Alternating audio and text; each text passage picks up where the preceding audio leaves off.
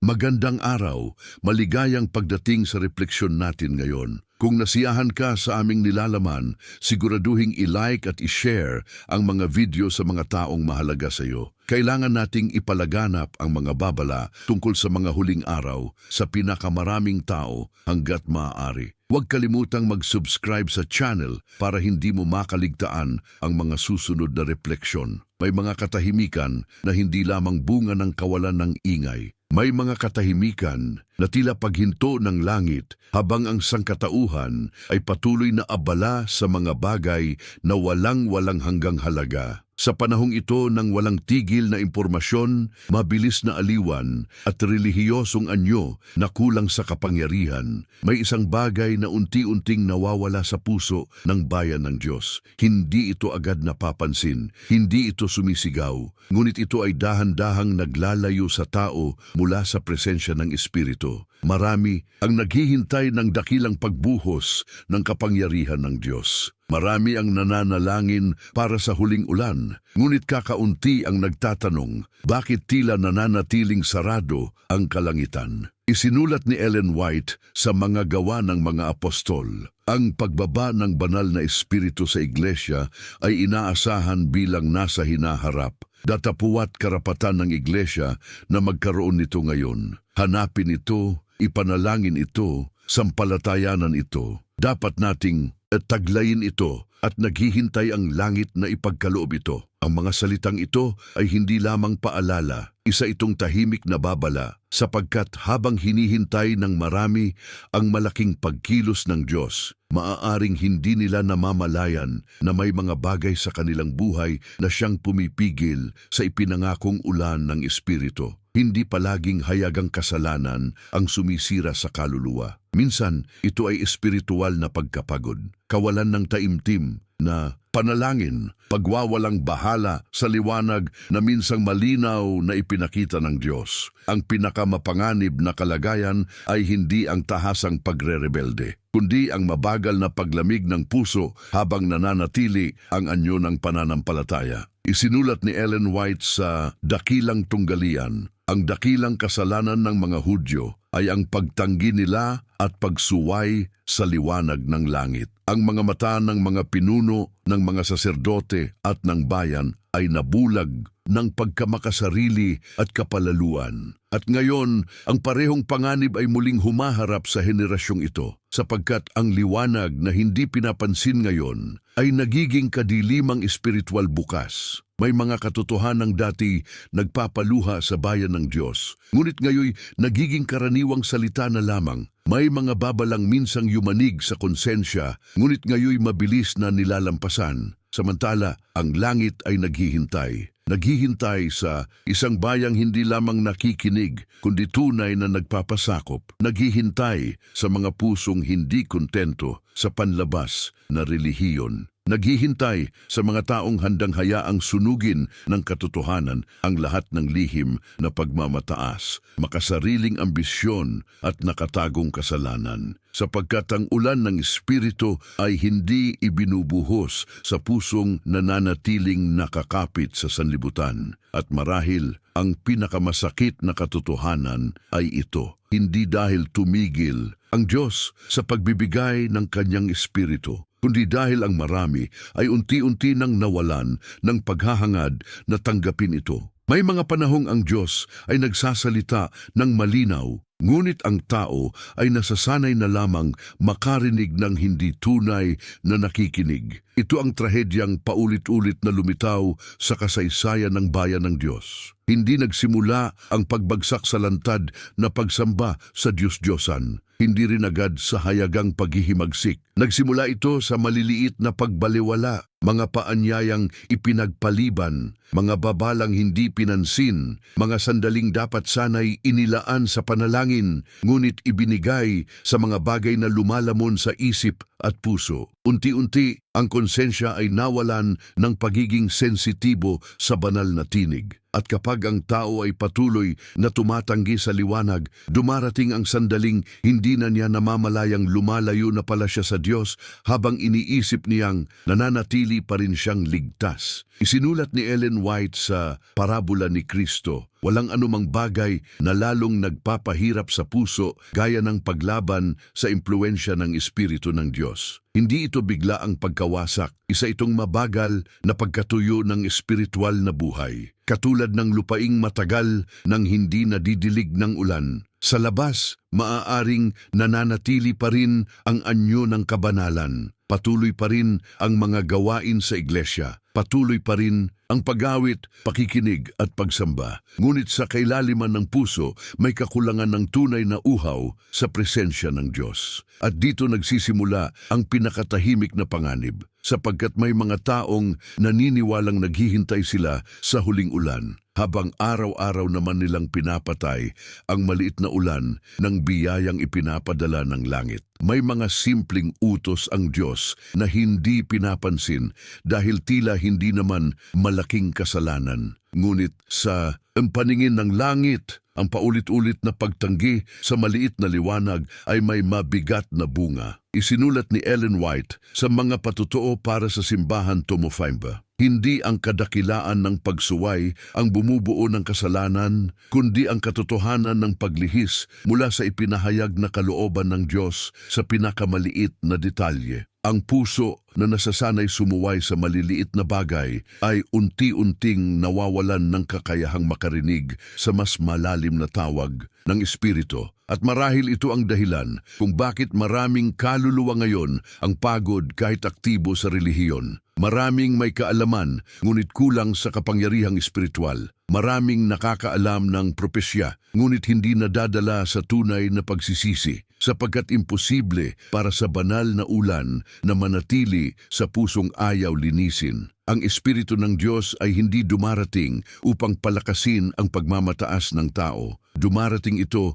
upang durugin ang sariling katwiran. At habang mas pinipili ng tao ang aliw kaysa banal na pagbabago, mas lalong lumalayo ang karanasan ng tunay na pagbabagong buhay. Tahimik, halos hindi napapansin, ngunit mapanganib, dahil maaaring dumating ang panahon na ang tao ay patuloy pa ring nananalangin para sa pagbuhos ng Espiritu, habang ang kanyang puso ay wala ng lugar para tanggapin ito. May isang mapanganib na ilusyon sa mga huling araw, ang paniwalang sapat na ang malaman ang katotohanan, kahit hindi ito lubos na isinasabuhay. Marami ang nag-aaral ng propesiya, marami ang nakaalam ng mga tanda ng panahon. Nauunawaan nila ang mga pangyayari sa mundo at ang mabilis na paglapit ng wakas. Ngunit may kaalamang hindi kailanman bumababa mula sa isip patungo sa puso, at ang katotohanang hindi nagbabago ng buhay ay unti-unting nagiging hatol laban sa nakarinig nito. Isinulat ni Ellen White sa Ang Ninasa ng Mga Bansa, ang pinakamalaking panlilinlang sa isip ng tao sa kapanahunang ito ay ang kanilang pag-asa na sila'y tama samantalang sila'y mali. Ito ang trahedya ng relihiyong walang tunay na pagsuko. Ang tao ay maaaring magsalita tungkol sa kabanalan habang lihim na iniingatan ang mga bagay na alam niyang hindi kalugod-lugod sa Diyos. Maaaring may kaalaman tungkol sa katotohanan, ngunit walang kapangyarihang talikuran ang sarili. At habang tumatagal, ang puso ay natututong mamuhay sa kompromiso ng hindi na nababagabag. Dito nagsisimulang mawalan ng bisa ang mga banal na impresyon ng Espiritu. Noon, mabilis tumugon ang kaluluwa sa pagsaway ng Diyos. Noon, may banal na takot sa kasalanan. Noon, ang panalangin ay hindi tungkulin lamang, kundi paghingi ng buhay mula sa langit. Ngunit kapag ang tao ay paulit-ulit na namumuhay laban sa liwanag na kanyang alam, may nangyayaring tahimik, ngunit nakakatakot. Unti-unting umaalis ang kapangyarihan ng Espiritu na kumilos sa puso. Hindi dahil ayaw ng Diyos magsalita, kundi dahil ang tao ay nasanay ng huwag sumunod. Isinulat ni Ellen White sa Mga Patotoo para sa Iglesia, Tomopan. Kapag ang mga babala at pagsaway ng Espiritu ng Diyos ay hindi pinansin, ang konsensya ay nawawalan ng lakas at ang susunod na pagsaway ay mas mahina ang dating. Napakabigat ng katotohanan ito. sapagkat ang pinakamalaking pagkawala ay hindi material, hindi rin pagkawala ng posisyon o seguridad. Ang pinakamalaking pagkawala ay kapag ang puso ay hindi na sensitibo sa banal na presensya. At ito ang unti-unting nangyayari sa maraming kaluluwa ngayon. Patuloy silang nakikinig sa katotohanan, ngunit hindi na ito tumatagos. Patuloy silang nananalangin, ngunit wala ng tunay na pagkadurog. Patuloy silang naghihintay sa huling ulan, habang ang kanilang espiritual na buhay ay unti-unti nang natutuyo. Samantala, ang langit ay patuloy na nananawagan, hindi para sa mas maraming kaalaman lamang, kundi para sa ganap na pagsuko, sapagkat ang ulan ng Espiritu ay hindi ibinibigay upang pagandahin ang panlabas na relihiyon. Ito ay ibinubuhos sa mga pusong handang mamatay sa sarili. At marahil ang ilan sa pinakamapanganib na tao sa huling panahon ay hindi yaong tahasang lumalaban sa Diyos, kundi yaong matagal nang nakaririnig ng katotohanan, ngunit tumigil ng hayaang baguhin sila nito. Sa bawat panahon ng kasaysayan ng bayan ng Diyos, may isang katotohanang hindi nagbabago. Bago ang dakilang pagbuhos ng kapangyarihan, laging may panawagan sa paglilinis. Hindi ibinubuhos ng Diyos ang kanyang espiritu upang takpan ang kasalanan. Hindi niya pinalalakas ang tao upang manatili ito sa kompromiso. Ang banal na ulan ay dumarating upang buhayin ang busong nagpakumbaba at lubos na nagsisi. Ngunit ito mismo ang bagay na madalas iniiwasan ng marami. Nais ng tao ang kapangyarihan ng Diyos nang hindi dumaraan sa pagkadurog ng sarili. Nais niya ang kapayapaan ng langit habang nananatiling buhay ang mga lihim na kasalanang matagal nang kinukonsinti. Subalit walang tunay na pagbabago habang ang puso ay nagtatago pa rin ng mga bagay na ayaw isuko sa Diyos. Isinulat ni Ellen White sa Mga Piling, Mensahe, Aklat 1. Ang tunay na pagbabagong buhay sa lahat ng panahon ay nagbunga ng masusing pagsisiyasat ng puso. Hindi ito mababaw na emosyon lamang. Hindi ito panandaliang pagkalungkot dahil sa takot sa kaparusahan. Ito ay banal na gawain ng Espiritu na nagpapakita sa tao kung gaano kalayo ang kanyang puso mula sa kadalisayan ng langit. At kapag tunay na nakita ng tao ang kanyang kalagayan sa harap ng Diyos, nawawala ang pagmamalaki. Nawawala ang espiritual na pagmamataas. Nawawala ang pakiramdam na sapat na siya. Dahil walang sino mang tunay na nakakita sa kabanalan ng Diyos, nananatiling mataas ang tingin sa sarili. Ngunit ngayon, maraming relihiyosong karanasan ang puno ng sigla, ngunit kulang sa pagsisisi. Maraming nais ng inspirasyon, ngunit ayaw ng pagsisiyasat ng puso. Maraming naghahangad maramdaman ang presensya ng Diyos, ngunit umiiwas sa anumang maglalantad ng kanilang lihim na kalagayan. At habang mas pinipili ng tao ang kaginhawahan kaysa kabanalan, lalo niyang inilalayo ang sarili sa huling ulan. Isinulat ni Ellen White sa Ang Dakilang Tunggalian, walang paghahandang magagawa para sa panahong iyon maliban sa isang malalim at buhay na karanasan sa mga bagay ng Diyos. Hindi sapat ang tradisyon. Hindi sapat ang pagiging bahagi ng iglesia. Hindi sapat ang pakikinig sa katotohanan kung ang puso ay nananatiling hindi nababago. Sapagkat darating ang panahon na ang bawat kaluluwa ay haharap sa Diyos ng walang pagtatago. At sa harap ng banal na liwanag na iyon, mawawala ang lahat ng panlabas na anyo. Ang matitira lamang ay ang tunay na kalagayan ng puso. Kaya bago dumating ang dakilang ulan ng Espiritu, may isang tanong na tahimik na umaalingaw-ngaw sa langit. Ano pa ang pinanghahawakan ng tao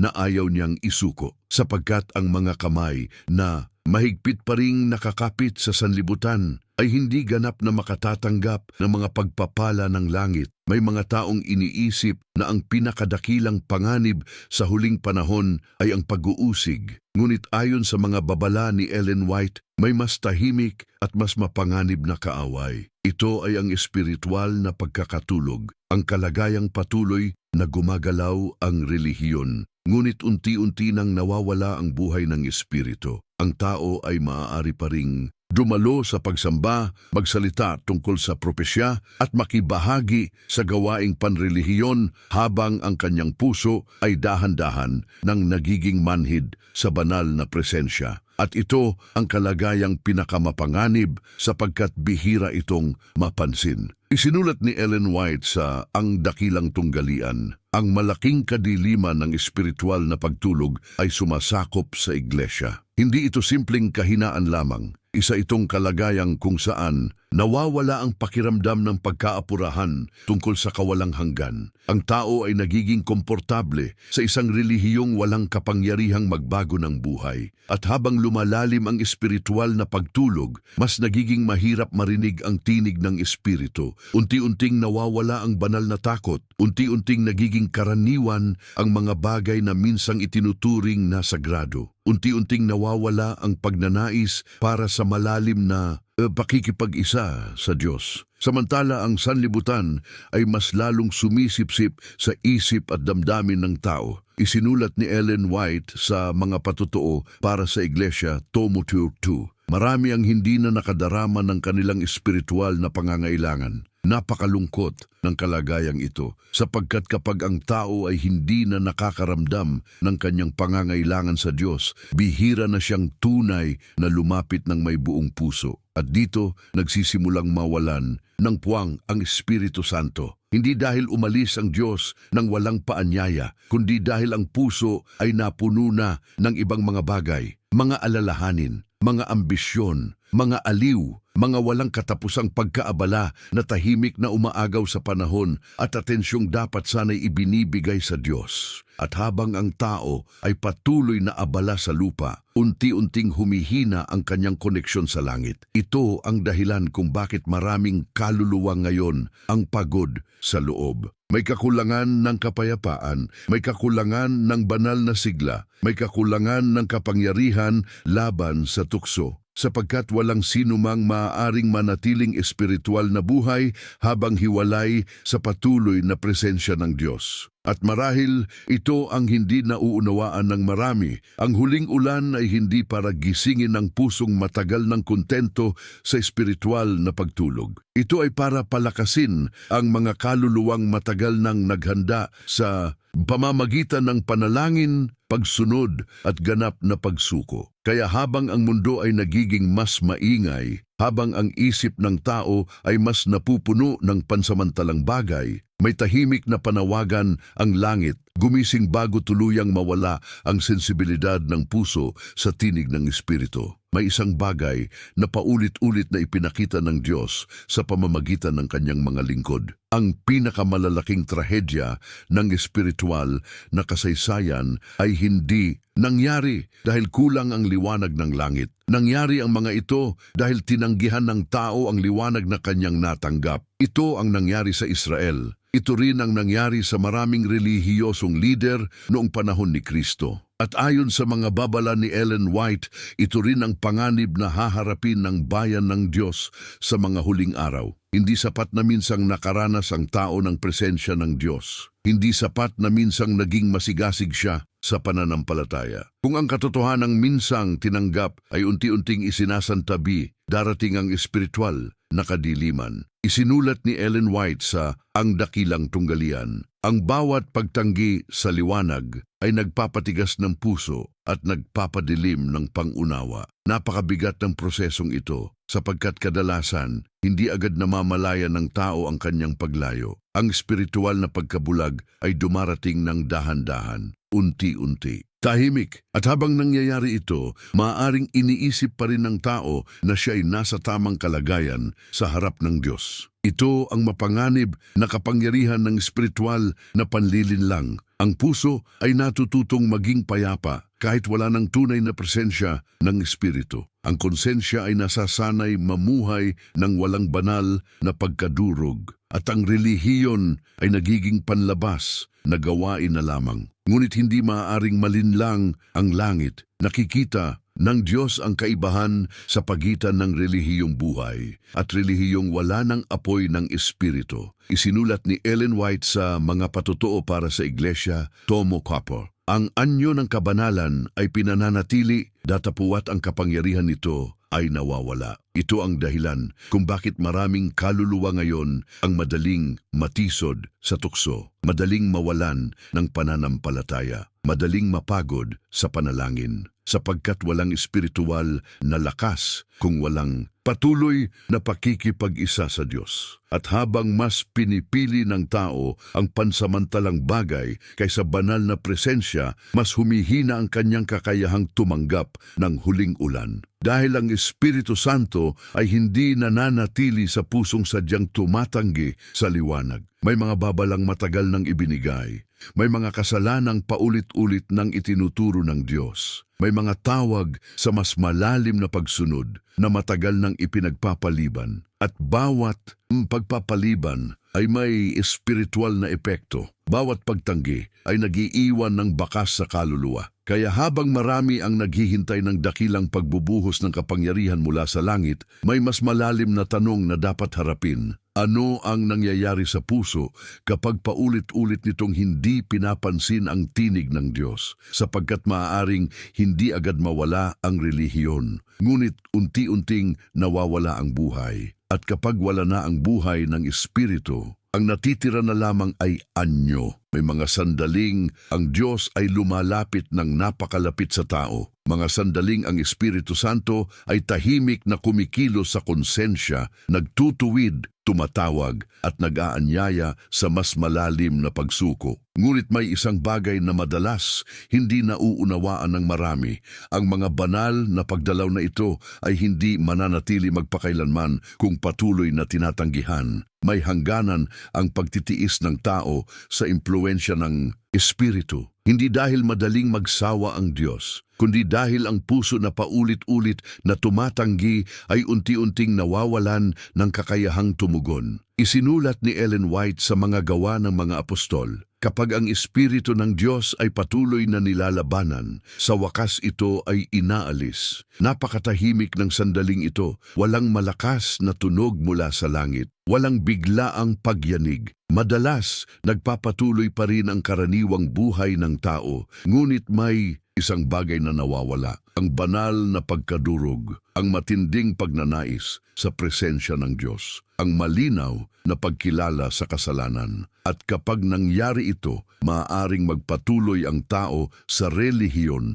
nang hindi namamalayang unti-unti nang nawawala ang impluensya ng Espiritu sa kanyang buhay. Ito ang pinakadelikadong kalagayan ng kaluluwa, sapagkat ang taong malayo sa Diyos, ngunit alam niyang siya'y nawawala, ay maaari pang magsisi. Ngunit ang taong kumbinsidong siya'y ligtas habang ang kanyang puso ay malamig na ay nasa matinding panganib. Isinulat ni Ellen White sa Mga Patotoo para sa Iglesia, Tomo 5. Ang isang relihiyong panlabas lamang ay walang halaga sa paningin ng Diyos. Napakalungkot isipin na posible palang maging abala sa gawain ng Diyos habang unti-unting nawawala ang tunay na pakikipag-ugnayan sa Kanya. Posibleng magsalita tungkol sa katotohanan habang wala ng apoy ng Espiritu sa puso. Posibleng maghintay sa huling ulan habang ang kaluluwa ay matagal nang natutuyo. At ito ang dahilan kung bakit napakahalaga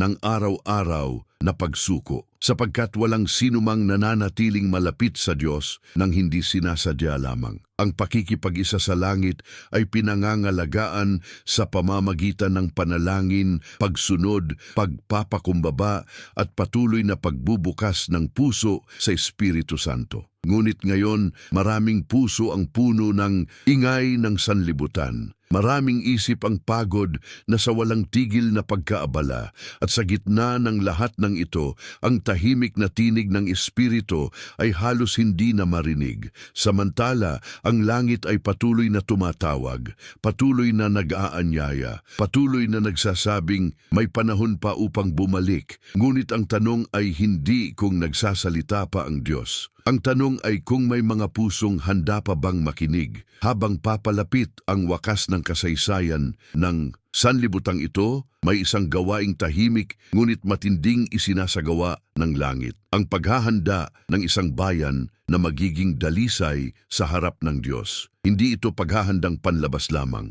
Hindi ito simpleng pagbabago ng pag-uugali upang makita ng tao. Ito ay gawain ng Espiritu Santo sa pinakamalalim na bahagi ng puso, sapagkat bago ibuhos ang huling ulan, kailangang magkaroon ng paglilinis. Isinulat ni Ellen White sa Mga Pangyayari sa Mga Huling Araw, tanging yaong namumuhay ayon sa liwanag na kanilang tinanggap ang tatanggap ng higit na liwanag. Napakalinaw ng prinsipyong ito. Ang langit ay hindi maaaring magtiwala ng mas dakilang kapangyarihan sa pusong hindi tapat sa liwanag na mayroon na ito ngayon. At dito nagiging seryoso ang espiritual na kalagayan ng maraming tao, sapagkat maraming naghahangad ng mas dakilang karanasan habang hindi naman tapat sa maliliit na bagay na matagal nang ipinakikita ng Diyos. May mga kasalanang lihim pa ring kinukubli. May mga ugaling alam ng kailangang talikuran, ngunit patuloy na pinoprotektahan. May mga tinig ng konsensya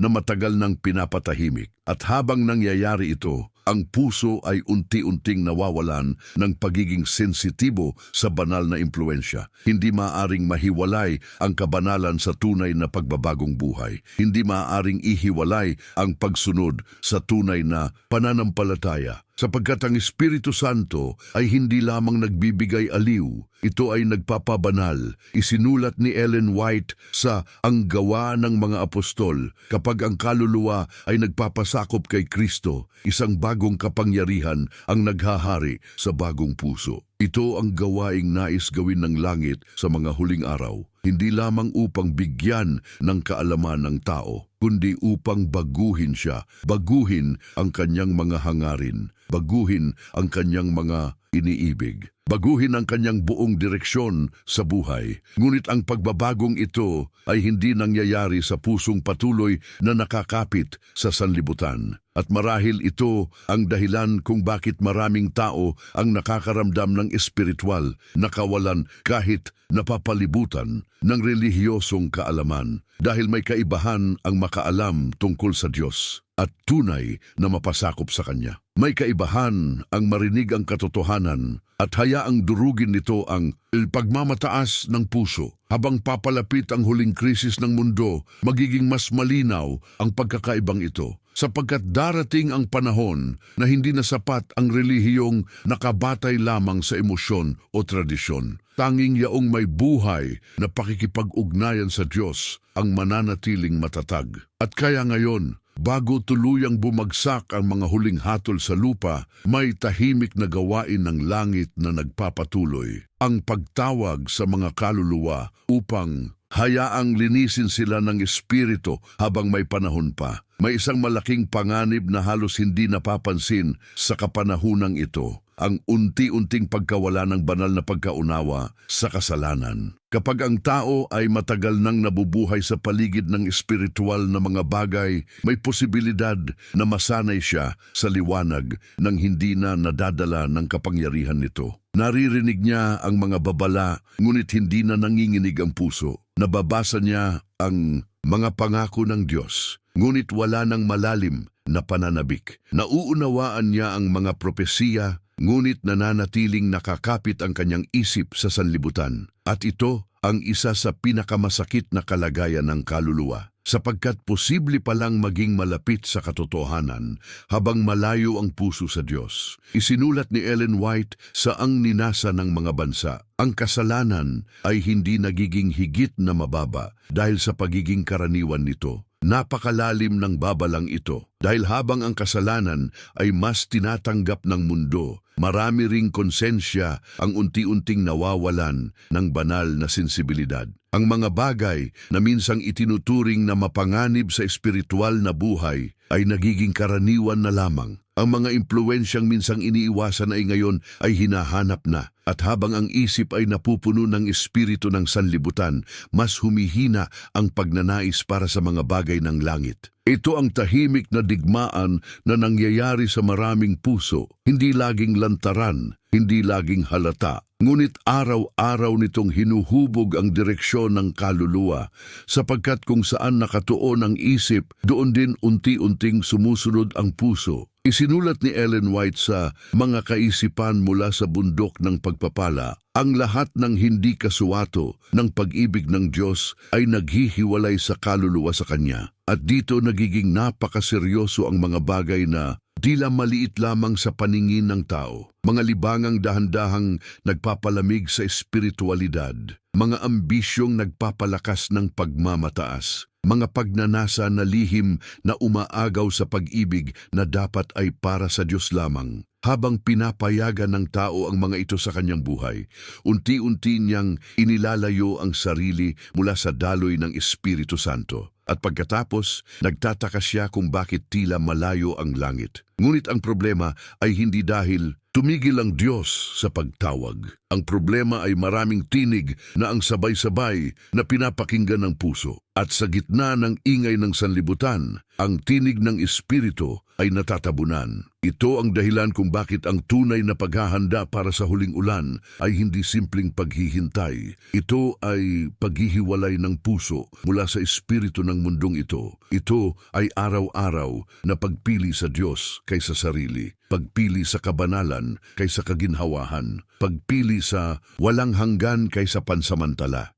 Sapagkat walang sino mang mapupuspos ng espiritu habang ang kanyang puso ay puno pa rin ng pag-ibig sa sanlibutan. Habang ang mundo ay mabilis na lumalapit sa huling krisis, may isang bagay na lalong nagiging malinaw. Ang Diyos ay naghahanap ng isang bayang ganap na mapagkakatiwalaan niya. Hindi perpekto ayon sa pamantayan ng tao, kundi mga pusong lubos na sumuko sa kanyang paghahari. Mga pusong hindi na nakikipagkompromiso sa kilalang kasalanan. Mga pusong mas pinipiling masaktan kasama si Kristo kaysa maging komportable kasama ang sanlibutan. At ito ang gawaing nais ihanda ng Espiritu Santo bago ibuhos ang huling ulan. Ngunit maraming kaluluwa ang nagnanais ng kapangyarihan nang hindi nauunawaan ang halaga ng tunay na pagsuko. Nais nila ng kapayapaan nang hindi iniiwan ang mga bagay na sumisira sa pakikipag-isa sa Diyos. Nais nila ng presensya ng Espiritu habang patuloy na pinoprotektahan ang mga lihim na idolong nakatago sa puso. Ngunit walang maaaring maitago sa harap ng langit. Isinulat ni Ellen White sa Mga Patotoo para sa Iglesia, Tomo 1. Walang sino mang makapapasok sa langit na may anumang mantsa ng kasalanan. Napakaseryoso ng panawagang ito, sapagkat ipinapakita nito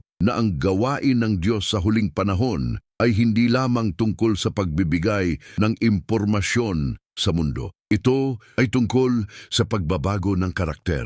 At ang pagbabagong ito ay hindi mababaw. Umaabot ito sa mga iniisip, sa mga motibo, sa mga lihim na pagnanasa ng puso. Dahil darating ang panahon na ang lahat ng panlabas na suporta ay mawawala. Ang pananampalataya ng bawat isa ay susubukin. At sa panahong iyon, tanging yaong may malalim na ugat kay Kristo ang mananatiling matatag. Isinulat ni Ellen White sa Ang Dakilang Tunggalian, yaong mga hindi nagsanay ng kanilang isip na magtiwala sa Diyos sa panahon ng kapayapaan ay hindi makatatayong matatag sa panahon ng kaguluhan. Ito ang dahilan kung bakit ang mga maliliit na pagpili ngayon ay may walang hanggang kahalagahan. Ang bawat sandali ng pagsunod, bawat lihim na pakikipaglaban-laban sa tukso, bawat pagkakataong pinipili ng tao ang Diyos kaysa sarili. Lahat ng ito ay bahagi ng paghahandang ginagawa ng langit. Ngunit marami ang hindi nakikita ang kahalagahan ng mga bagay na ito. Naghihintay sila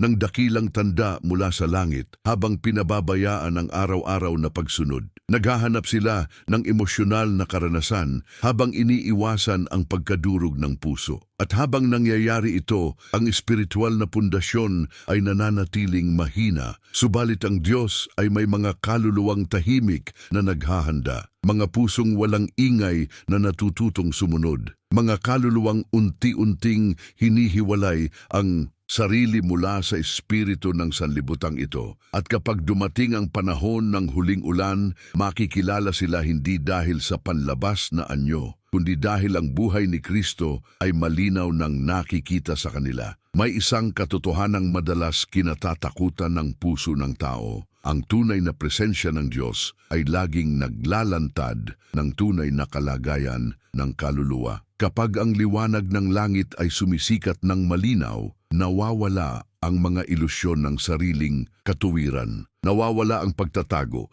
nawawala ang mga dahilan, at ang tao ay napipilitang makita kung sino talaga siya sa harap ng kabanalan ng Diyos. Ito ang dahilan kung bakit maraming tao ang mas pinipili ang relihiyong nagbibigay aliw kaysa relihiyong nagdadala sa pagsisisi. Mas gusto nila ang mga salitang nagpapakalma kaysa mga katotohanang dumudurog sa pagmamataas ng puso. Ngunit ang Espiritu Santo ay hindi ipinadala upang panatilihing komportable ang tao sa kanyang kasalanan. Ito ay ipinadala upang iligtas siya mula rito. Isinulat ni Ellen White sa Daan Patungo kay Kristo, kung tayo'y hindi nakakakita ng sariling kapintasan ng likas, wala tayong tunay na pagtingin sa kagandahan at kahusayan ni Kristo. Napakalalim ng gawaing ito ng Espiritu, sapagkat habang mas malinaw na nakikita ng tao ang kabanalan ni Kristo, mas malinaw din niyang nakikita ang kanyang sariling pangangailangan. At dito nagsisimula ang tunay na pagbabago, hindi sa pamamagitan ng pagmamalaki sa sariling kabutihan, kundi sa pamamagitan ng pagpapakumbabang umaasa lamang sa biyaya ng Diyos. Ngunit ang sanlibutan ngayon ay nagtuturo sa tao na umiwas sa pagkadurog ng puso. Ipinapakita nito na ang pinakamahalaga ay ang sariling kaginhawahan, sariling kagustuhan at sariling katuparan. Samantala, ang langit ay tumatawag sa kabaligtaran. Pagtanggi sa sarili, pagpapasakop, pagdadala ng krus, at habang mas pinipili ng tao ang sarili kaysa sa Diyos, mas lumalayo siya sa karanasang kinakailangan upang tanggapin ang huling ulan. Sapagkat ang ulan ng Espiritu ay hindi ibinubuhos upang palakasin ang makasariling puso. Ito ay ibinubuhos sa mga pusong natutong magsabi, hindi ang aking kalooban, kundi ang iyo. Isinulat ni Ellen White sa Ang Ninasa ng Mga Bansa, ang pinakamalakas na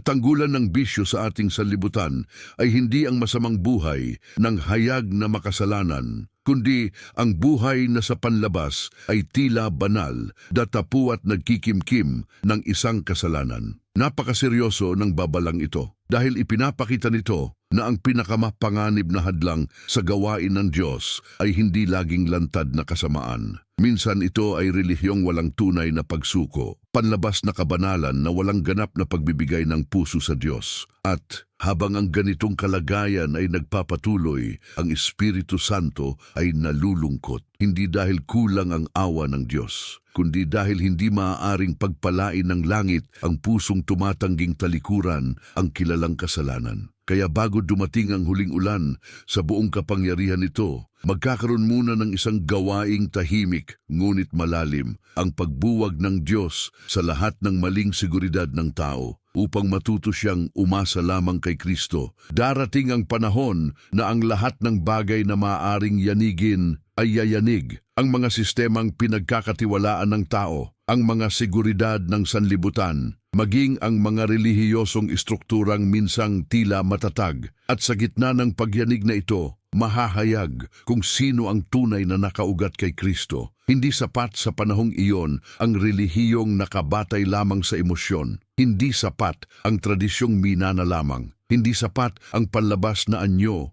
ng kabanalan, sapagkat kapag dumating ang huling pagsubok, ang bawat kaluluwa ay dadalhin sa sandaling kailangan niyang mamili, ang Diyos o ang sanlibutan. At ang pagpiling iyon ay hindi biglaang mabubuo sa isang araw. Ito ay bunga ng maliliit na pagpapasyang ginagawa araw-araw ngayon. Isinulat ni Ellen White sa Ang Dakilang Tunggalian, ang mga nagiging kauri ng sanlibutan ay naghahanda upang tanggapin ang tanda ng hayop. Napakabigat ng babalang ito sapagkat ipinapakita nito na ang huling krisis ay hindi lamang usapin ng panlabas na pagsunod. Ito ay usapin ng katapatan ng puso. Kanino talaga nakatalaga ang pag-ibig ng tao? Ano ang tunay niyang pinahahalagahan? Ano ang hindi niya kayang isuko kahit hinihingi ng Diyos? Habang papalapit ang wakas, mas magiging malinaw ang mga tanong na ito. Dahil aalisin ng Diyos ang lahat ng bagay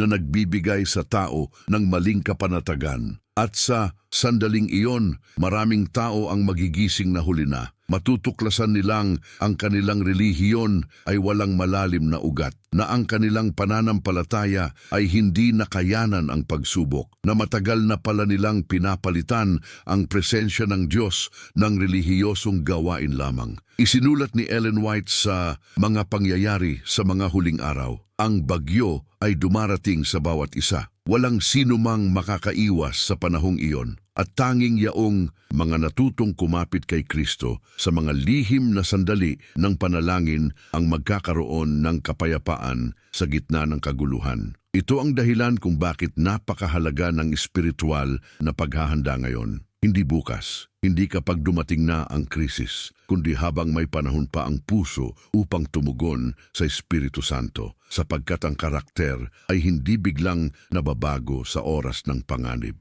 Ito ay hinuhubog araw-araw sa mga lihim na pagpili, sa mga tahimik na pakikipaglaban, sa mga sandaling walang ibang nakakakita kundi ang Diyos lamang. At habang ang sanlibutan ay papalapit sa pinakamatinding yugto ng kasaysayan nito, may isang banal na paanyaya ang langit. Lumapit kay Kristo ngayon, bago dumating ang panahon na marami ang maghahanap ng kapayapaan, ngunit wala na silang natutuhang lubos na magtiwala sa Kanya. May isang solemne at tahimik na gawain na ngayon ay nagpapatuloy sa langit. Habang ang mundo ay abala sa sarili nitong mga pangarap, kaguluhan at paghahangad ng pansamantalang seguridad, si Kristo ay patuloy na namamagitan para sa sangkatauhan. Ngunit hindi ito mananatili magpakailanman. Darating ang sandaling matatapos ang gawain ng awa. Darating ang oras na ang bawat desisyon ay magiging permanente. At sa panahong iyon,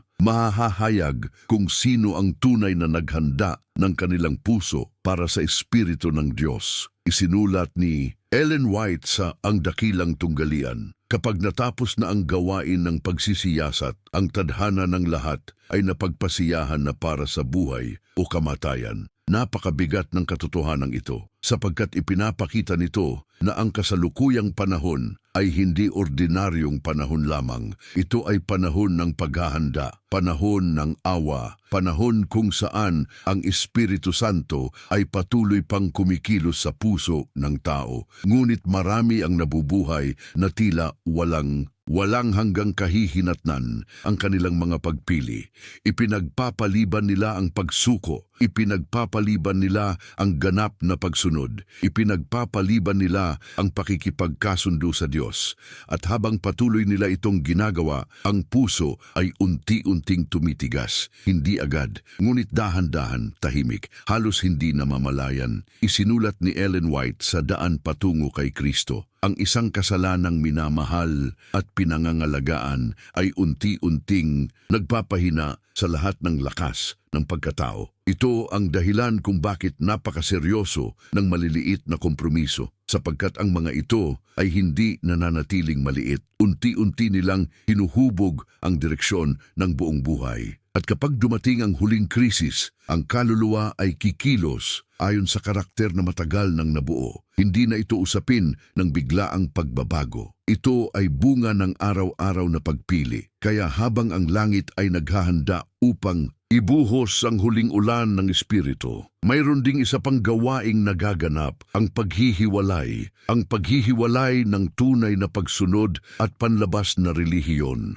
Ang paghihiwalay ng mga pusong umiibig sa Diyos at ng mga pusong umiibig pa rin sa sanlibutan. At sa panahong iyon, wala nang pagtatago, wala nang pagkukunwari. Ang bawat kaluluwa ay mahahayag ayon sa tunay nitong kalagayan. Ngunit kahit napakasolemning isipin nito, mayroon pa ring paanyaya ang langit. May panahon pa, may awa pa. May bukas pang pinto para sa sinumang handang tunay na magsisi at sumuko kay Kristo. At marahil ito ang pinakamatinding tanong na umaalingaw-ngaw ngayon sa walang katahimikan ng kawalang hanggan. Kapag tuluyan ng bumuhos ang huling ulan ng Espiritu, magiging handa ba ang puso ng tao upang tanggapin ito? Ngayon, habang may katahimikan pa bago ang huling bagyo ng kasaysayan, ang langit ay patuloy na nananawagan. Hindi ito panawagang puno ng ingay. Hindi ito sigaw ng pamimilit. Ito ay tahimik ngunit mabigat na paanyaya ng awa. Paanyayang bumalik, paanyayang magising,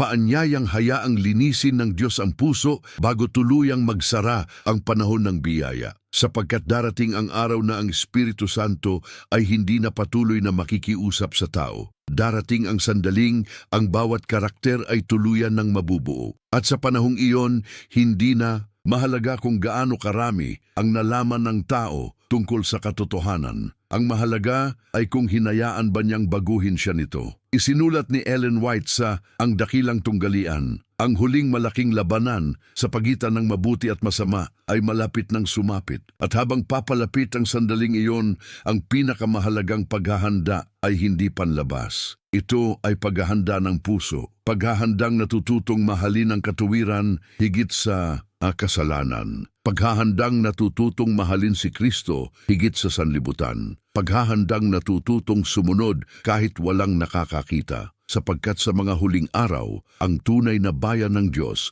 ay hindi makikilala dahil sa panlabas na lakas. Makikilala sila dahil dala nila ang karakter ni Kristo. Isinulat ni Ellen White sa Mga Gawa ng Mga Apostol, ang tatak ng Kristyanismo ay hindi panlabas na tanda, kundi ang pagkakahawig kay Kristo. Ito ang gawaing matagal nang nais gawin ng Espiritu Santo sa kanyang bayan, hindi lamang upang ihanda sila sa pagdating ni Kristo, kundi upang maihanda silang mamuhay sa banal na presensya ng Diyos magpakailanman. At dito nagiging malinaw ang solemne at tahimik na katotohanan. Ang mga bagay na hindi pinapansin ngayon ay may epekto sa walang hanggan. Ang mga maliliit na kompromisong kinukonsinti ngayon ay maaring maging dahilan kung bakit hindi handa ang puso para sa huling ulan bukas. Ang mga paanyayang ipinagpapaliban ngayon ay maaaring hindi manatiling bukas magpakailanman.